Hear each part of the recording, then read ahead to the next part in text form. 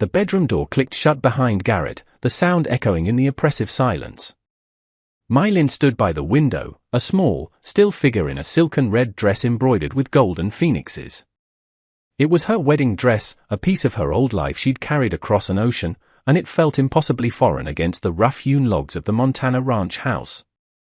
The fireplace crackled, the smell of pine smoke a thick, unfamiliar scent. Outside, the vast night was a black, star-strewn canvas, but she saw none of it through the blur of her unshed tears.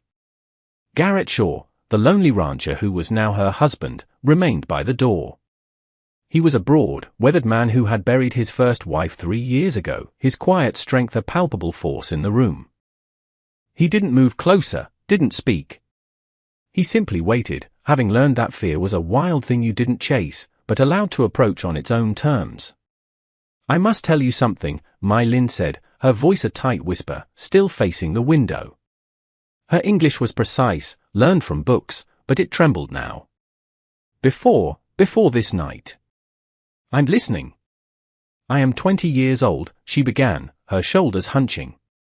"I have never been with a man. I do not know how to be what you need." What an American wife should be. Her voice broke on the last words. The terror she felt wasn't just physical, it was the chilling fear of being a disappointment, a fragile, foreign doll in a world that demanded strength. Garrett's jaw tightened.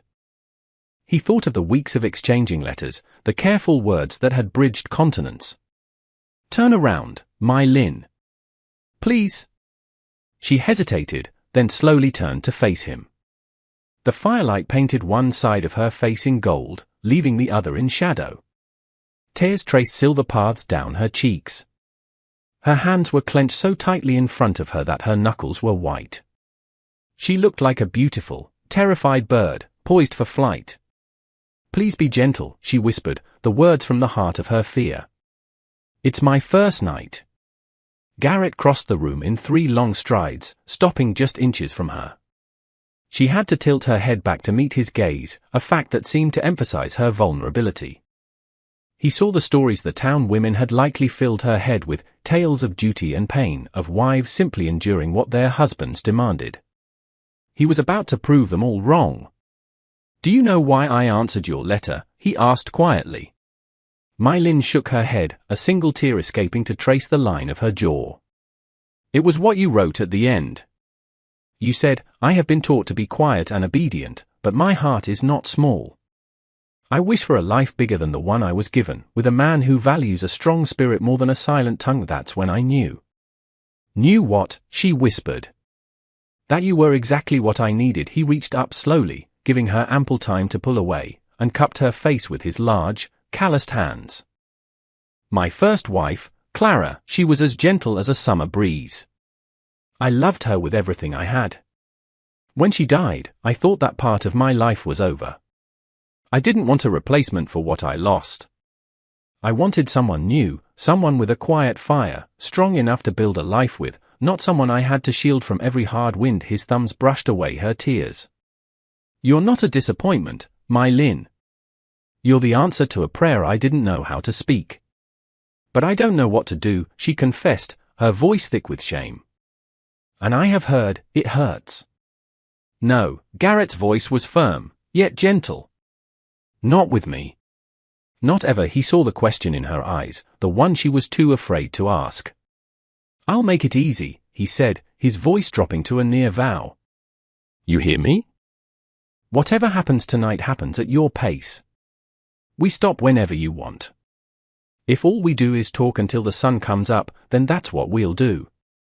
I would wait a week, a month, a year, however long you need to trust me." She stared at him as if he'd spoken in a language she'd never heard, a language of impossible kindness. "Why?" "Because kindness is the only thing that truly matters in a marriage bed," he said with a faint smile. "Clara taught me that. And now, I'm going to teach you." He pulled her closer, wrapping his arms around her waist and holding her small frame against his solid chest. "This isn't about me taking something from you. It's about us discovering each other. And that takes time." Something in Mai Lin's chest, a wall built of fear and uncertainty, began to crack. He stepped back, taking her hands. I want you. Not in spite of where you come from, but because of it. Because of the courage it took for you to come here. To me. The world may seem too big and frightening, but in this house, you are not too small. You are exactly right. I want to believe you, she whispered, the words catching in her throat.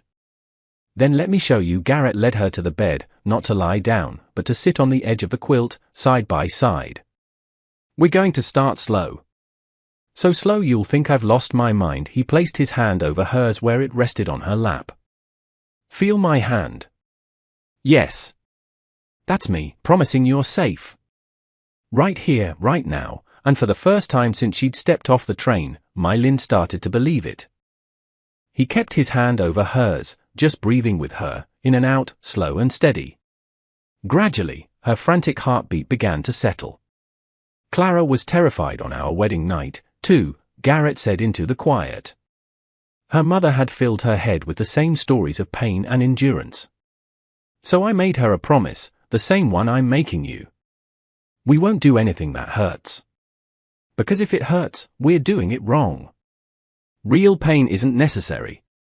That's what happens when a man is selfish, or ignorant, or both. But how is it not so? Patience, he answered simply. And listening.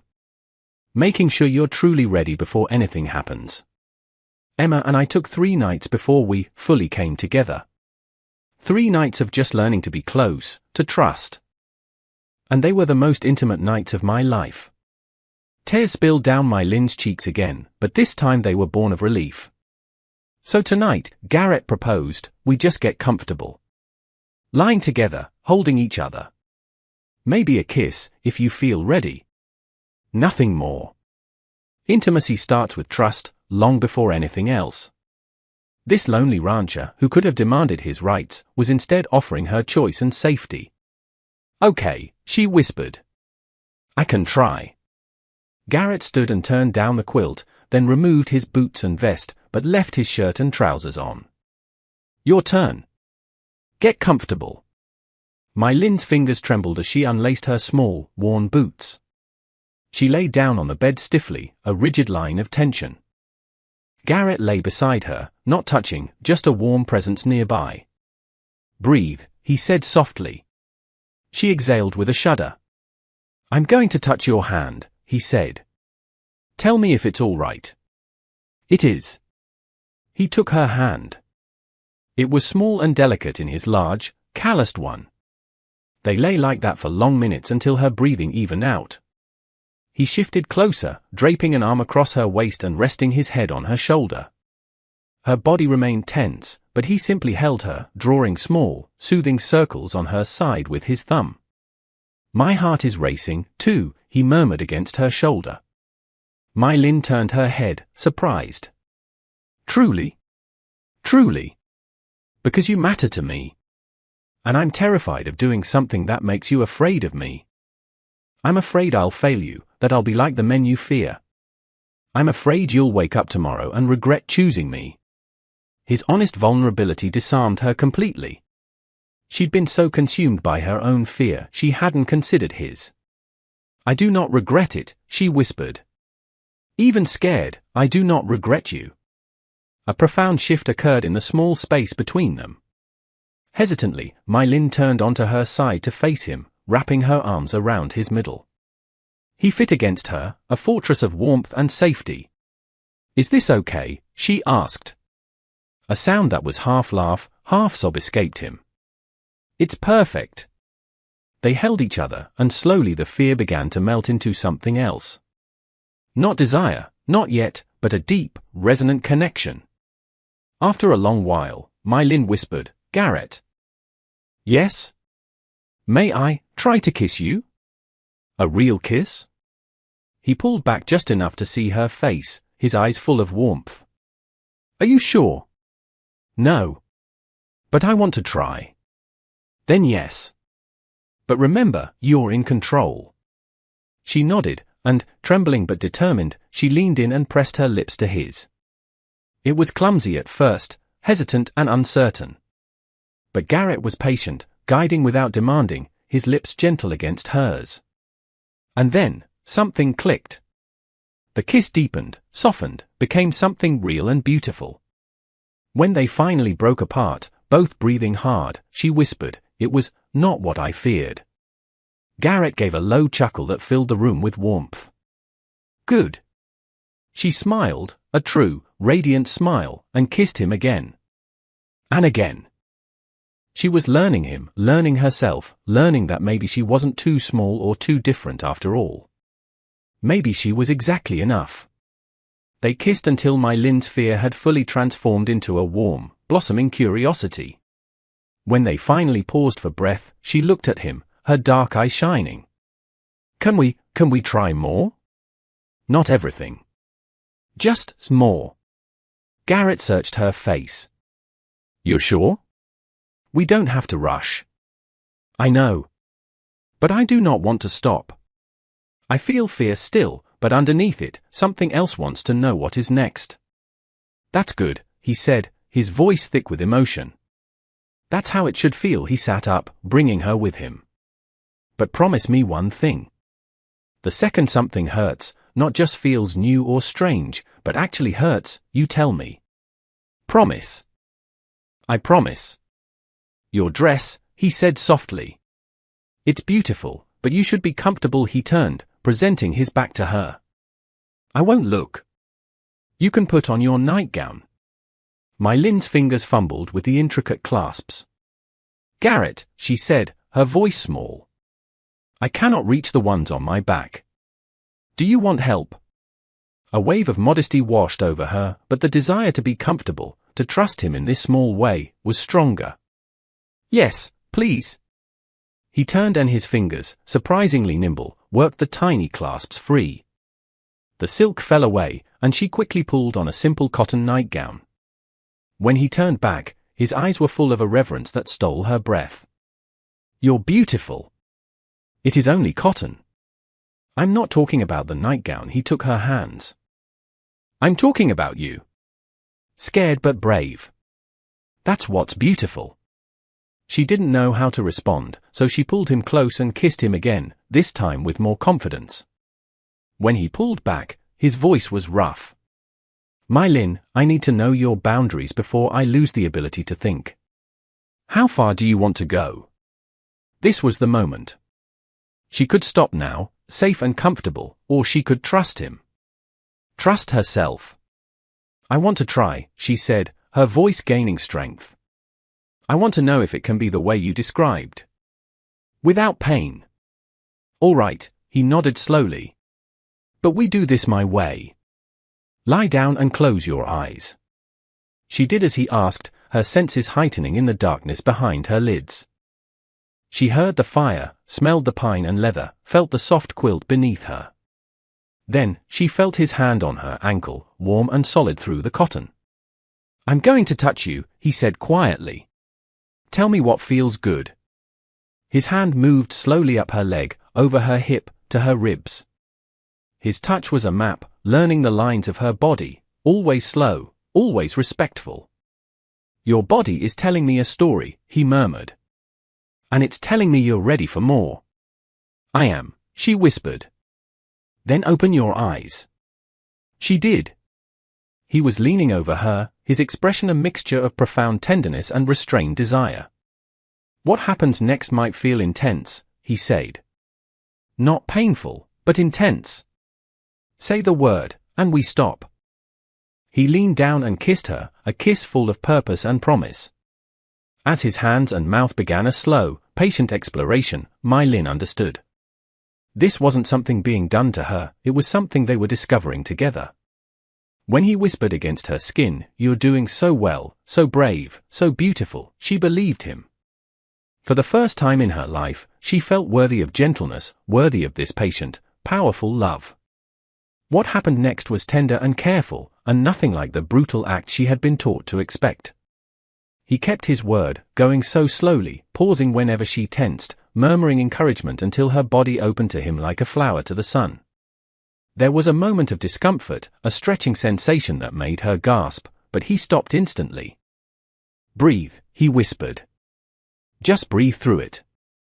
She did, and the feeling eased, transformed. Okay, she whispered. I am all right. You're perfect, he murmured, and then they were moving together, a rhythm that belonged only to them. When it was over, and they lay spent and trembling in each other's arms, My Lin finally understood the connection she'd only read about in poetry. It didn't hurt, she whispered, in awe. We made it easy, Garrett corrected gently. Together. She rested her hand over his heart. Thank you. For teaching me my body is not wrong. Your body is perfect, he said, kissing her softly. And I'll spend the rest of my life making sure you never forget it. 3 months later, My Lin stood in the town's general store. She heard the whispers from the other women, saw the smirks from the men. But she no longer tried to make herself invisible. She stood with a quiet dignity, one hand resting on her belly where a new life was beginning. When she stepped outside, Garrett was waiting with the wagon. He helped her up, not because she needed it, but because he loved to touch her. You all right? He asked, seeing a flicker of something in her expression. They were whispering, she said, but then she smiled, a smile that reached her eyes. And I did not care. Because I know something they don't. What's that? That when two people truly fit, nothing else matters. She took his hand and placed it on her belly. We fit, Garrett. In every way. His eyes widened in understanding, then lit up with a joy so fierce it seemed to brighten the dusty street. He let out a whoop and pulled her from the wagon, kissing her deeply, right there in front of the whole town. He was showing them all that he loved his wife, this remarkable woman from across the world. When he finally let her go, both of them breathless and grinning, she whispered, "Thank you. For everything." Garrett cupped her face, his gaze holding all the love and tenderness that had changed her life. You don't have to thank me for loving you, My Lin. That's the easiest thing I've ever done.